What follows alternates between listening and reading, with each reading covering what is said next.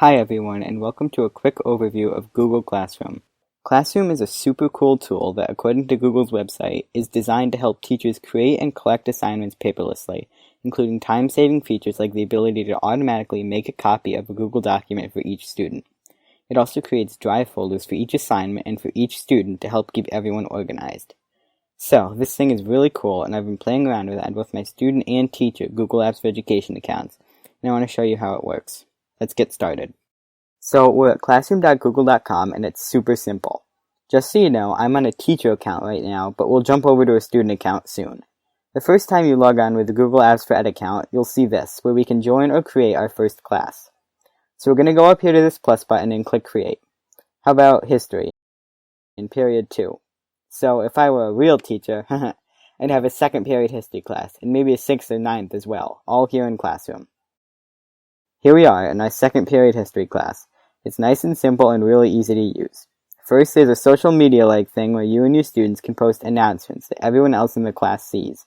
Include things like attachments, YouTube videos, drive files, and links. You only can also post assignments, which are identical to announcements, except they have a due date, and students submit their work, which you can then grade and score.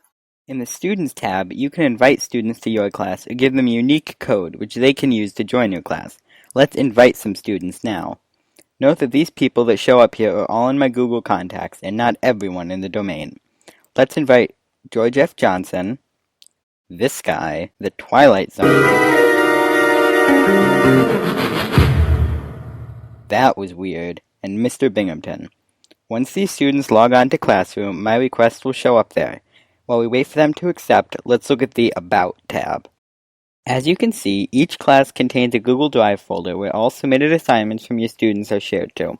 This folder is only accessible by you and any other teachers of this specific class. I'll explain this a little more next time. From here, you can also invite other teachers to the class, edit class info, and attach class resources. Now let's go back to see if our students accepted. Well, it looks like everyone except Rod did. How about we go over to Rod's account and accept our request for him? But first, I don't trust these kids, so yeah. Alright, let's go on over to Rod's. Alright, so this is the student homepage, and it looks very similar to the teacher one. Let's accept our request to second period history, and then add some other classes. I'll just click join here.